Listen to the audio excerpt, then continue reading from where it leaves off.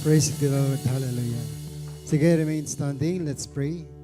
Heavenly Father, I thank you once again for giving us a chance to meet in this place, O Lord, with your presence, the power of the Holy Spirit. Lord, cover me and everyone, O Lord, with your most precious blood and overshadow us, O Lord, with your Holy Spirit so that we may be able to understand and discern the things that you want us to fulfill in our mind this evening.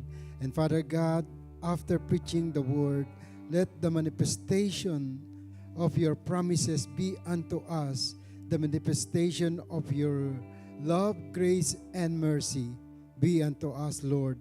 And also, God, I pray that you will going to overwrite everything that I have read and the things that I have listened to this word. But Lord, let your will be done, and only, O God, your kingdom come be revealed tonight. And Father God, I pray that cover me, O Lord, with your presence. Make myself, O Lord, only a vessel of your word that will be going to destroy the works and plans of the enemies in the life of each of everyone who are going to listen to thy word. Thank you, Father God. This we pray in Jesus' name. Amen. Sige, kumamay ka muna ng dalawang tao. Sabihin mo, mahal na mahal ka ng Lord.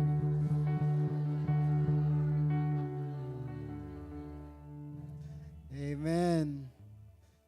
May purpose ka. Amen. Bakit ka nandito ngayon? Hallelujah.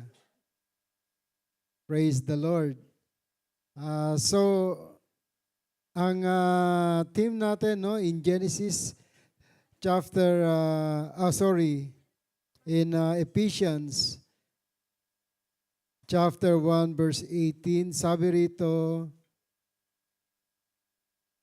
since the eyes of your heart have been enlightened, so that you may know what is the hope of his calling, what is the wealth of his glorious inheritance in the saints. So ang dinigay sa akin ng Lord tonight is for you to understand yung inheritance, no? Yung mana. Amen. Tanungin mo nga katabi mo, ano ba minana mo sa magulang mo?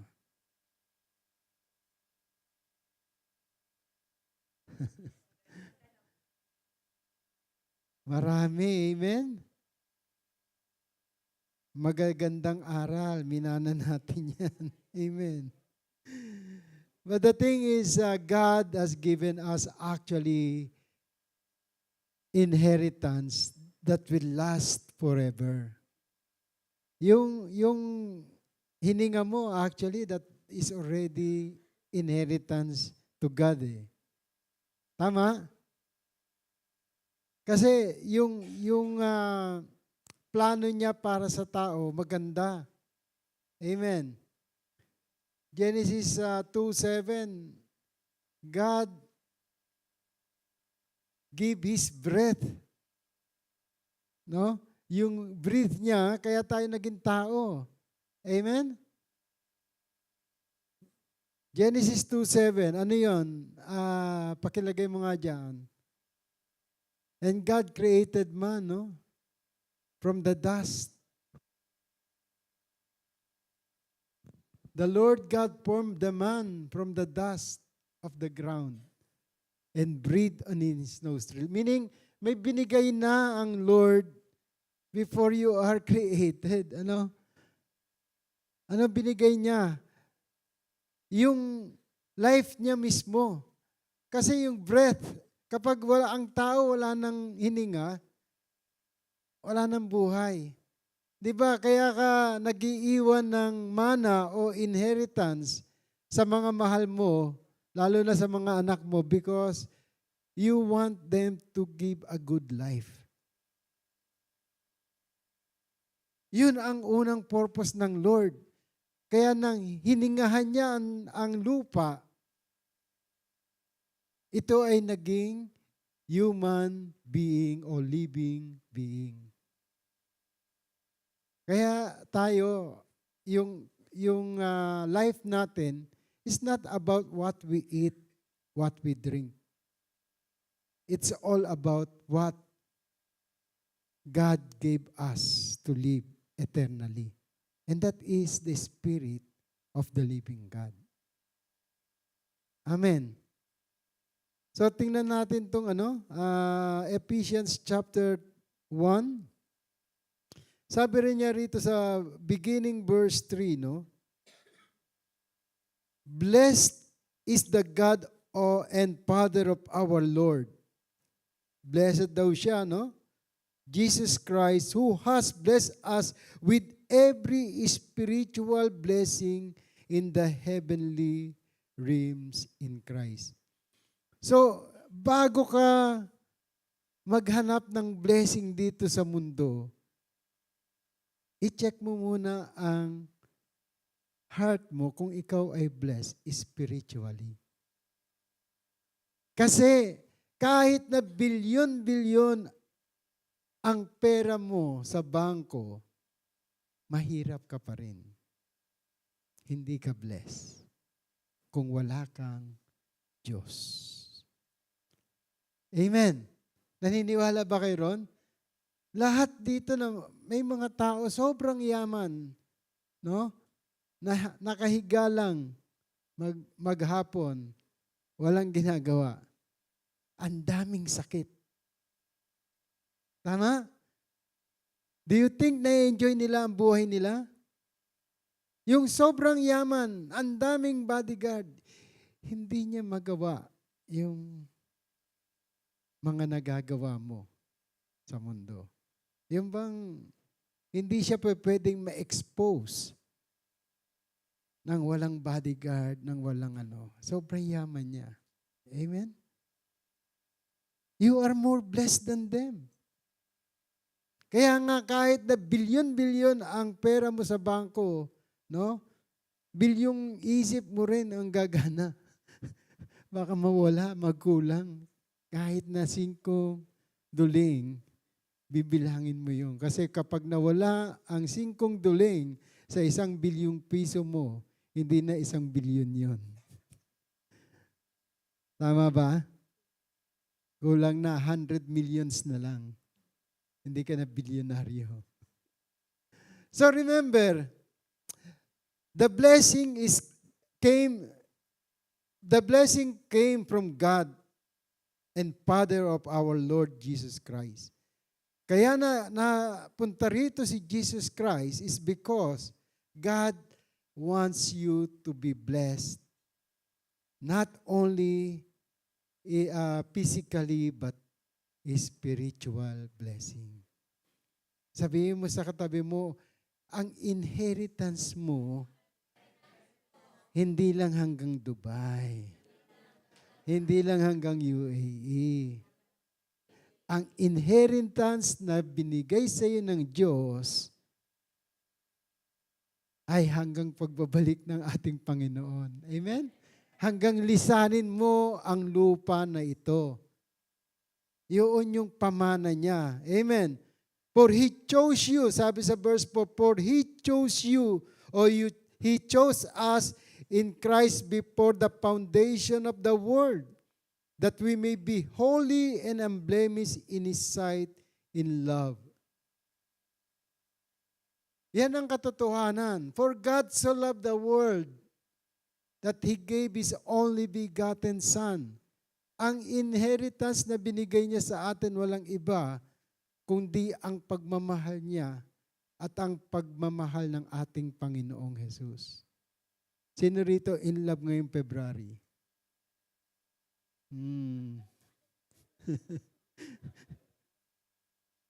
February lang ba? Naaalala mo dahil wala siya? Amen. We must be in love every day. Amen. Amen. Kasi ang pagmamahal hindi galing lang sa physical na nakikita natin. Love must cover everything. Amen. Kaya ka naman nakakasunod dahil nagmamahal ka eh. Kaya naman nakakapagbigay ka kasi mahal na mahal mo siya. Di ba? Tama ba? So, ang Lord, ibinigay niya yung todo sa tao, yung mismong siya. Kaya nga sa Genesis, yung binasa natin 2:7, no? Yung hininga niya, yung breath niya, ang nilagay niya sa ilong natin. Kahit na anong uri ng ilong yan, mahal na mahal ng Diyos yan. Amen? No, the Lord God formed the man from the dust and the ground and breathed into his nostril. No? From the ground. Isipin mo, no? Kaya yung miracle, it always came from God and to those people who understand what miracle is. Ang Lord, no, naglakad dito, hindi nagbigay ng pera. May nakita ba kayo nagbigay si Jesus ng pera sa tao? Wala, di ba? Ano binigay niya? Kahit si Peter, nung ma-realize nila na hindi mahalaga yung isda na nahuhuli niya, iniwanan niya pati bangka, pati mga kasamahan niya, iniwan niya. Bakit? Ang importante yung mag-obey siya kay Jesus eh. So when Peter obeyed Jesus, and when Jesus left and went and seated to the right hand of the Father, sa Acts, sinabi ni Peter, nang makita niya yung lumpo for his birth, parating nandoon sa gate na sinasabing beautiful. When Peter and Paul saw him, sabi niya, look at my eyes. It's tantalizing. Look at my eyes, sabi ni Peter. Silver and gold I have none, but what I have did do I give. Tapos sinabi niya, in the name of Jesus Christ of Nazareth, rise up and walk. Ang binigay niya, inheritance. Bakit? Kapag ang tao hindi na namamalimos, meron ng 2 paa, meron ng 2 kamay, kaya niyang maggawa ng more than ng papalimos niya. Hindi lang isang kusing or what. Di ba? Kaya nga, nung makareceive itong tao na ito, he jumped and lived, no? He walked and lived and praising the one who gave extension of his life. Kasi may breath na siya eh. Pero simula't simula, no? Lumpo siya nung pinanganak. But when he received the word and accept it, then miracle begins. Sabihin mo sa katabi mo, kung maniniwala ka, may miracle ka. Amen? Amen. Kasi miracle begins when you believe. And when you believe, you do what you believe. Act on it. And when you act on it, leave it to God. And God will going to do the miracle.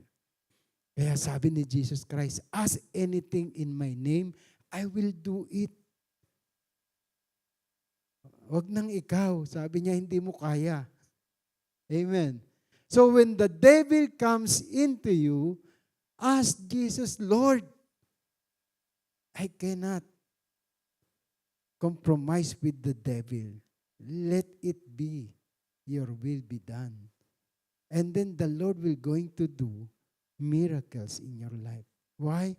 Because you believe, you speak, And then, you do what Jesus wants Him to do for you. Siya na bahala. Amen? Tindan natin itong verse 4, for He chose us in Christ. No? Ephesians 1 pa rin tayo. No? Verse 4, for He chose us in Christ before the foundation of the world, that we may be holy and unblemished in His sight in love. Verse 5, He did this by predestining us to adoption as His sons through Jesus Christ, according to the pleasure of His will.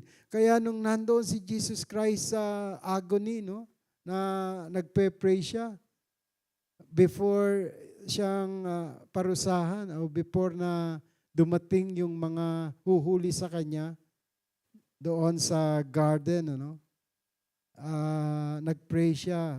Talagang prayer na matindi, pinarinig niya sa kanyang mga disciple. Ano prayer niya? Father, kung maaari lang, hindi sa aking kalooban, kundi ang kalooban mo ang masunod. Let your will be done. Kaya yung si Peter, naalala niyo yon in sa Matthew yata siya. Sa Mark, sorry. Sa Mark chapter 8.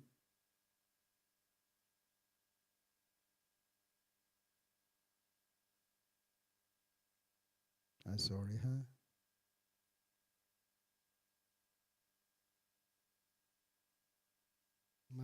Matthew.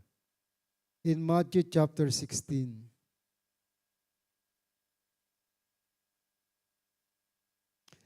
Ang ganda ng plano ni Peter eh. Verse 21. Basahin natin ito.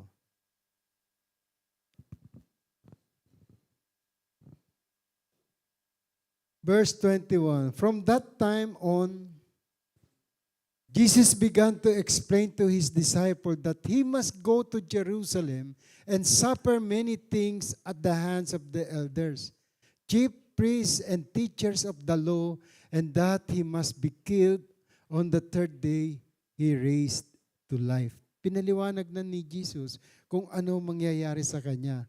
Basahin nyo nga itong sumunod na verse 22.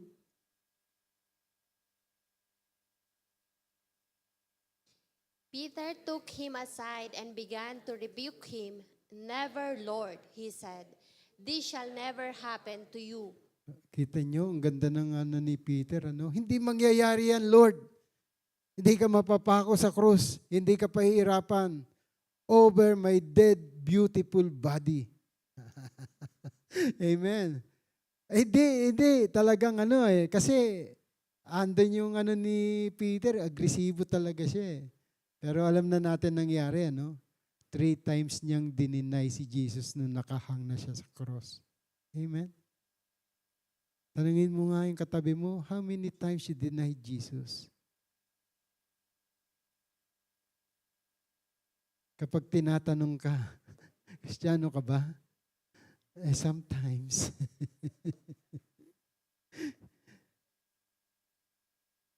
Tapos magugulat pa sa'yo, uy, Christian ka pala. Hindi halata sa iyo. Amen. So how many times you denied Jesus Christ? That's the question. So sabi rito, this shall never happen to you. Tingnan niyo, sinabi niya ni Jesus kay Peter. Next verse. Verse 23. Jesus turned and said to Peter, get behind me, Satan. You are a stumbling block to me. You do not have in mind the things of God, but the things of men. Lumayas ka sa akin, Satanas.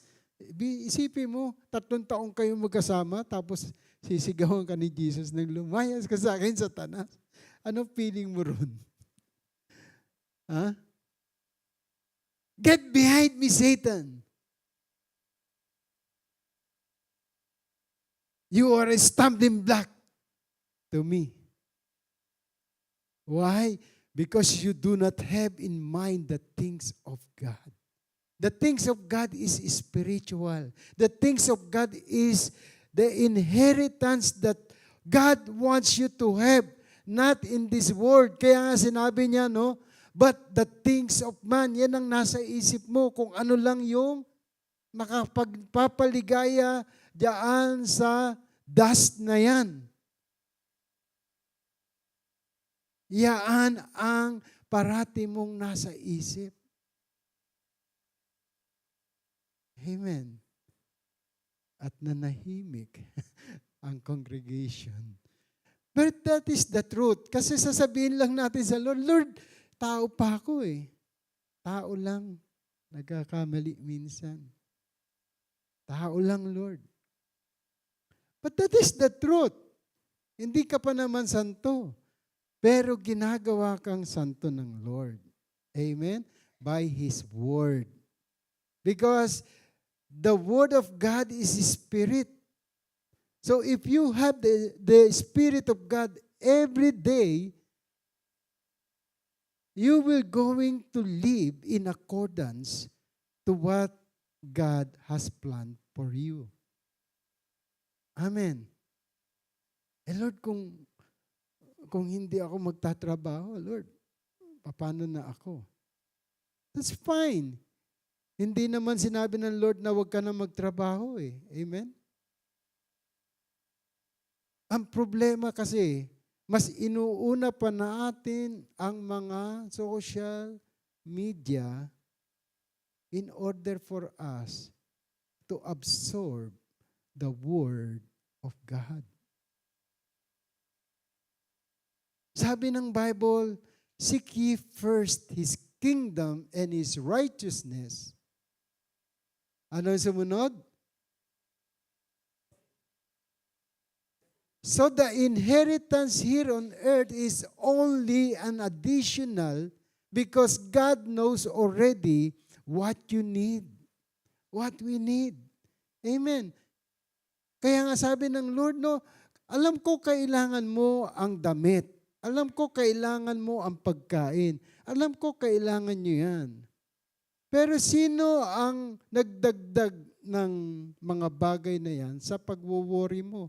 Sa isang araw, naubusan ka ng isang araw. Amen. Sabi niya, look at the bird. The bird flies. Pero hindi sila nagpunta sa pots para mag-aral ng flying school. Amen. Look at the fish. Hindi sila naging marino o sa marine. Nag-training ng marine school para makalangoy sila at makahinga sa ilalim ng tubig. Why? It is inside the things that God has prepared for you. Amen. Kaya yung hininga ng Lord, nandyan yan sa loob ng putik na yan, you have to discover what God's plan for you. The inheritance that God has given to us. Amen. Amen. Bakit marami mayayaman, malulungkot? Kasi hindi nila alam kung paano maging masaya. ang alam nila, no? Ang kasiyahan ay nasa kukuti-kutitap. Yan. Mga may bar at kailangan mahilo ka para ikaw ay maging masaya. Amen? Dito, meron din ditong kukuti-kutitap. Amen? Nakapunta na ba kayo?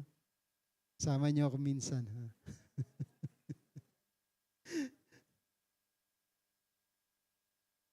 Wag nating pakainin ang devil. Ang pagkain ng devil ay dust. Kaya nga, yaan ang na-curse ang tao because of the cunning ng devil. In Genesis chapter 3, Pakita ko sa inyo. Hindi to kasama sa pinag-aralan ko. Pero sabi rito, no, yung judgment ng Lord kasi sa tao, kaya tayo naghihirap because of disobedience of one man. Nung magkabukuhan na sila, no, nagkaturuan na. Hinanap ng Lord o ng Diyos sa Garden of Eden si Adam. Sabi ni Adam, no? Sabi ng Lord kay Adam, Adam, where are you? The Lord God, verse 9 of Genesis chapter 3, the Lord God called to the man and said to him, where are you? May midweek ngayon, where are you? May Sunday worship ngayon, where are you?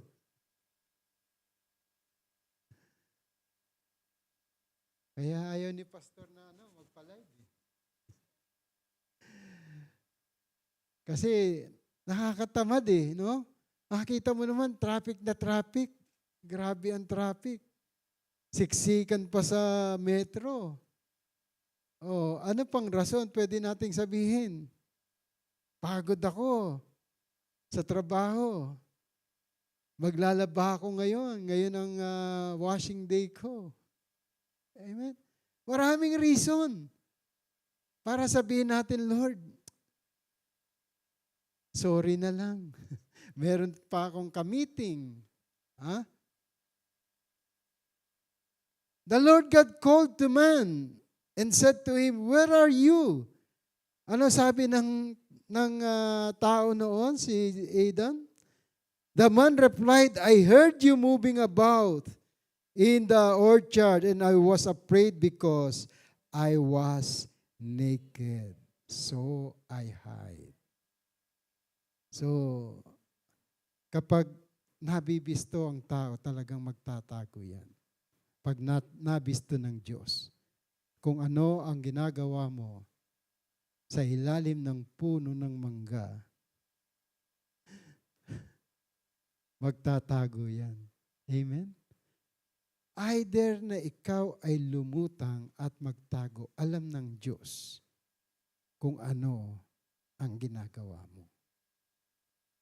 Kaya nga, ang Lord, sabi niya, if you want to inherit my kingdom, you must be born again. John 3:3, if you want to see the kingdom of God, you must be born again.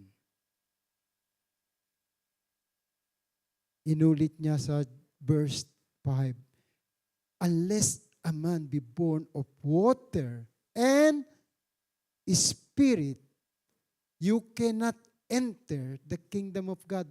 Meaning, the inheritance that God gave you is the Spirit. If you will not going to be born of the Spirit, you cannot enter His kingdom. You can be born again. In your mind, you can see the kingdom. But unless a man be born of Spirit, kasi dalawa yan. Born of water is repentance to God. Pero hindi dyan natapos si Jesus Christ. Nung magpabaptize si Jesus Christ kay John the Baptist, this is the beginning of His walk according to the Word of God. Nung siya mabaptize, heaven was open. And the glory of God was revealed. Pagkatapos, the Holy Spirit went like a dove. Bumaba like a dove. At hindi doon natapos. Ito pa lang ang simula ng journey ng tao na being born again. Bakit? Si Jesus Christ naman hindi naman galing sa sa laman ni John, Si John nga ba? Ni Joseph. Pero galing siya kay Mary. Why? Because the Holy Spirit or the Word of God received by Mary became flesh. John 1:14. Kaya naman, nung si Jesus Christ, marumi din. Kaya siya nagrepent through John the Baptist. Bakit siya marumi? Galing siya sa tao. Amen? At nung sinabi ni John the Baptist, hindi ako dapat ang magbaptize sa iyo, ako dapat ang ibaptize mo. What Jesus said? Let it be done so that the righteousness will be completed. Tingnan natin yung word na yun. Nasa yun eh. Matthew chapter 3.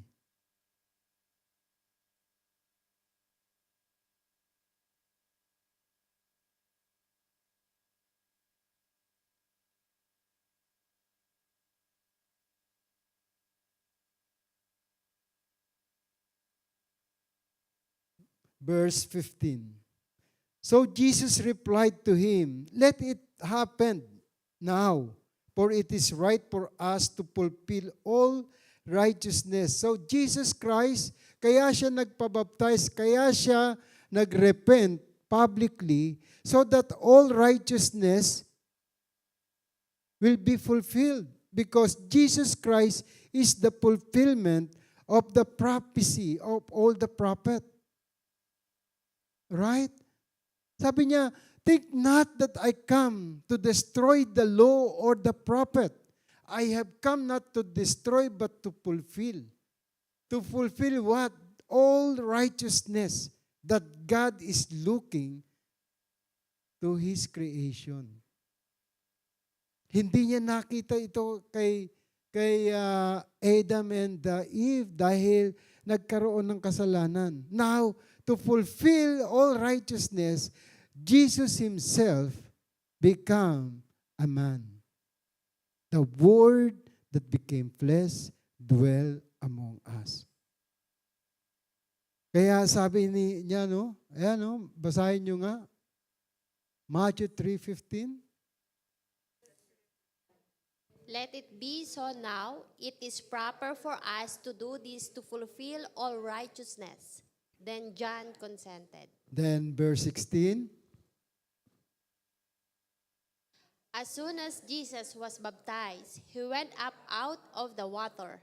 At that moment, heaven was opened, and he saw the Spirit of God descending like a dove and lighting on him. 17.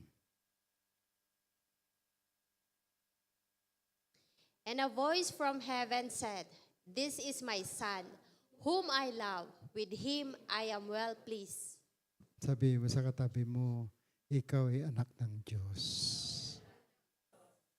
Napiplease sa iyo ang Lord.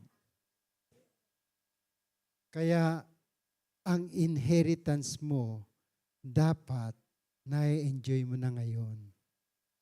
The glorious inheritance of God. Ano ibig sabihin nito? Spiritual muna ang babaguhin ng Diyos bago ang physical manifestation. Mahirap na maging mayaman ang may sakit, lalo na ngayon. Bago ka tanggapin sa ospital, tatanungin muna, may milyon ka ba sa bangko? Nagpa-insure ka ba? Meron ka bang PhilHealth? Wala nang pera ang PhilHealth, sasabihin sa iyo, magbayad ka ng kalahati. O bibigyan ka 25%. Grabe, no? Sorry, PhilHealth. Napanood ko lang. The truth will going to wake you up na kahit ano ang i-accumulate mong inheritance dito sa mundo, one day, mawawala yan. Kaya sabi ni Jesus Christ, do not accumulate treasure here on earth. Anong i-accumulate mo? Yung treasure na hindi kayang sirain ng tanga o nakawin ng mga magnanakaw. No, hindi kakalawangin. Amen. At hindi nanakawin. Because everything that you can see will going to vanish one day. But not the Word of God. What is the Word of God? It came from His breath. The breath of God is none other than Jesus Christ who walked side by side with you. Bakit siya napako? Sabi niya, Father, I give up my spirit so that the same spirit will be upon you. Amen? Same Holy Spirit na bumaba sa kanya, Matthew 3:16. Same Holy Spirit will be upon you when you become born again. And same heaven that opened will be opened unto you. Kaya yung glorious inheritance, balik tayo roon sa topic natin, no? Ephesians chapter 4, 3. For He chose us in Christ before the foundation of the world, that we may be holy and unblemished in His sight in love. Yung kasalanan ni Adan hanggang doon sa kasalanan na ginawa pa ng mga magulang natin, He covered it by His love when you become born again. Amen? So, kasi pinili ka eh. Kung hindi ka pinili, wala ka ngayong gabing ito. Amen? Sasabihin mo sa akin, Pastor, traffic. Pastor, siksikan at napagod ako. Pastor,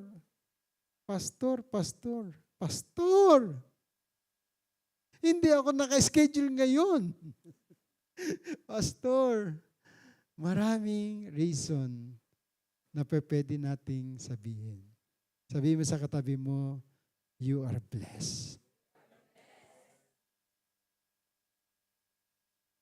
Mas blessed ka kaysa sa mga taong naghahanap ng blessing. Amen? Amen. Dahil sabi sa verse 5, He did this by predestining us to adoption as His Son through Jesus Christ, according to the pleasure of His will. Yung pleasure ng will ng Lord, kapag yan ang sinusunod natin, no? Kahit na anong puyat mo, kahit na anong pagod mo, kinabukasan, enjoy mo pa rin ang pagtatrabaho mo. Kasi bibigyan ka ng bonus. I-increase ng salary mo. Diyan kayo magaling. Okay lang, kasi expect mo yun. Bakit? You are predestined to be the heirs and co-heirs of Jesus Christ here on earth as it is in heaven. Predestined mo yan, yan ang destiny mo. Amen? Kahit na ayaw mo, sige lang. Kasi gusto ng Lord, it's the pleasure of God for you to enjoy life here on earth as it is in heaven. Hindi yung i-endure mo. Wag. Enjoy mo lang. Wala kang trabaho. Lord, thank you. Nagbabakasyon ako. Amen. Enjoy mo. Pero enjoy with God. Amen. Kasi meron siyang gustong ituro sa iyo at gusto niyang i-forward mo, i-pass forward mo sa iba. Baka pwede. hanapin mo siya. Seek ye first His kingdom and His righteousness. Siguro ganun ang tinuturo sa atin. It doesn't matter. Ang trabaho, no? Actually, si Jesus hindi nagtrabaho. Nilakaran niya ang salita ng Diyos. Wala siyang ginawa dito sa mundong ito nang hindi pinagawa ng Diyos. Amen? Hindi yung pinagagawa sa iyo ng asawa mo. No. You have to do it. What God wants you to do. Kasi meron, pinapahinga ang tao para makausap niya mismo ang Lord. Amen? Talk to God. Why not? You just talk to God. Paano? Sabihin mo lahat ng hinaing mo. And the Bible will going to tell you what to do. Kasi nakasulat na yung kanyang answer eh. Amen? Tatanungin mo, Lord, bakit nawala ito sa akin? Mahal na mahal ko yan. Sasabihin ng Lord sa iyo, anak, andito ko, mas mahal kita. Amen? You cannot serve two masters at the same time. You cannot love Mammon and God. You cannot serve. It's either you hate the one or despise the other, or love the one and despise the other. Ganun ang salita ng Diyos. So, mas mahalin mo ang Lord. Nahiwalay ka sa mahal mo, ang Lord ang mamagitan sa pagmamahal niyo. Amen? If God is the center of your life, no, kahit gaano kalayo pa yan, walang imposible sa Diyos. Walang imposible sa Diyos. Amen. Kaya ka naman lumalayo lang eh, kasi wala yung presensya ng Diyos. Pero kapag nandyan ang presensya ng Diyos, kahit ano ang iwan mo sa mundong ito, bibigay sa iyo ng Lord yan. Bakit? Ang provider kasama mo. Amen? Ang inheritance, yung mai-inherit ni Jesus, inheritance mo na rin. Kasama mo yan wherever you go. Anong aalalahanin mo? Kaya yung mga disciple ni Jesus Christ, iniwan yung isda, iniwan yung trabaho nila. Si Matthew, tax collector yun. Iniwan niya yung upuan niyang para mangolekta. Iniwan niya lahat. Anong ginawa? Nakinig sa salita ng Diyos. Pababalikin ka rin naman eh. Amen? When the Holy Spirit comes upon you, much greater yung magagawa mo kaysa yung ginagawa mo ngayon. Amen? Amen? So, yung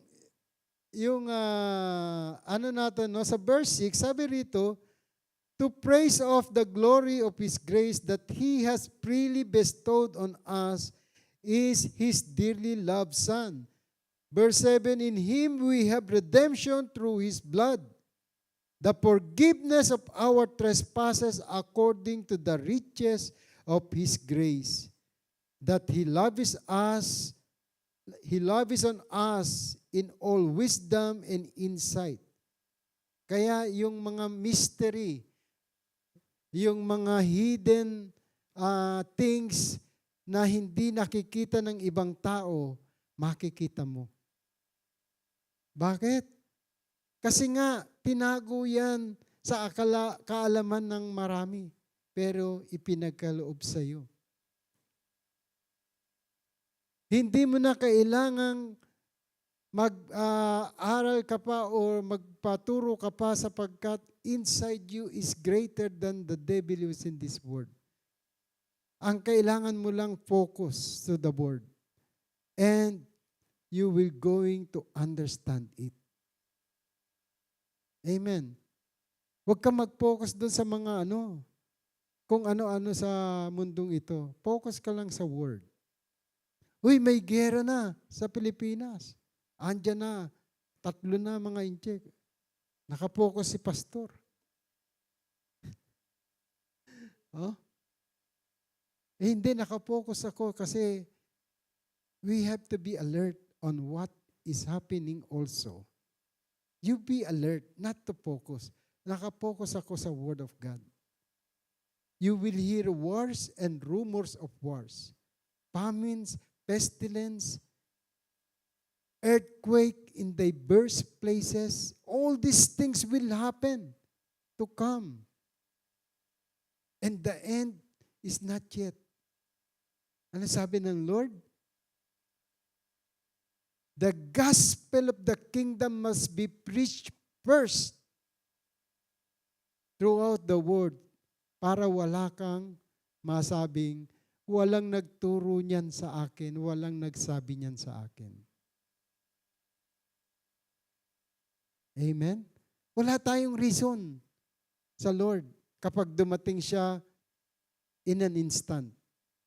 In the blink of your eye, yung isang kisap mata na yan, makikita mo, meron na lang tutumba, meron na lang ira-rapture. In a blink of the eye. Pero ikaw, because you inherit the Spirit of God inside you, kasama ka sa mawawala dito sa mundo. And the great tribulation will happen. Gusto niyo bang maranasan yung great tribulation? Ngayon pa lang, yung may utang ka, no? Sa credit card, hirap na hirap kang bayaran. Abay, torturing ka ng mga maniningil eh. Hindi ka pa tutulugin. Amen. Sa Pilipinas, marami nagpakamatay daw. Yung online tinatakot sila. Nakabayad na. Tatakutin pa rin. Amen. Kaya focus talaga sa balita si pastor. 24 oras ako, no? Kasi tinitingnan ko, ano ba talaga problema ng tao? Ang problema ay ang focus natin sa Word of God. Sabi ng Lord, mangyayari yan. Huwag kang matakot because I have overcome the world. Amen? Sabi mo sa katabi mo, na-overcome ko na. Malapit na. Greater is He is inside you than the devil is in this world. Verse 11, in Christ we too have been claimed as God's own possession. Since we were predestined according to the one purpose of Him who accomplishes all things according to the counsel of His will. Verse 12, sabay-sabay nga tayo rito. In order that we who were the first to hope in Christ might be for the praise of His glory. So, everything that you hope is for the glory of God. Tayo na tayo. And I do believe God will going to give more revelation this coming Sunday. Kung nabitin kayo, sa Sunday na lang. Much ang marireceive natin sa Lord. Kasi itong team natin na binigay sa akin ng Lord, it is more in a spiritual blessing. Hindi ito yung nababasa mo lang kung saan-saan. But the wealth of glorious inheritance begins in spirit. Kapag ang soul mo ay pinagpala ng Lord, ano yung composition ng soul? Mind, body, ang soul? Composition ng soul? Mind, will, and emotion. Mind, will, and emotion. Kaya kapag emotional ang tao, no? Emotionally sick, naku, kahit anong papatawan na ng wala, hindi tatawa yan. Galit ang makikita sa'yo. Oh, ang corny-corny niyan.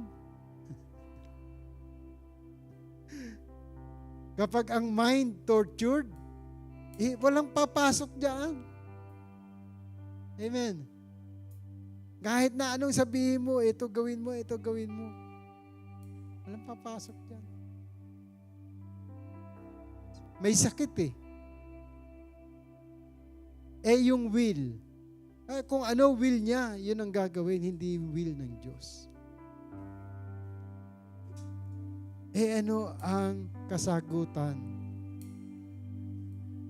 Kaya nga, ang Lord, sinabi niya, the Spirit gives life. The flesh profit nothing. The words that I have spoken to you, they are full of Spirit and they are life. Gusto niyo ng buhay? Ganap at kasaya-saya. John 10:10, the thief cometh not but to steal, to kill, and to destroy. But the Word of God said, I have come to give you life. Life more abundant. The inheritance, the glorious inheritance of God, the wealth or the richest inheritance of God is inside you. Just ask the Lord, Lord, reveal to me your secret, and He will give you the desire of your heart.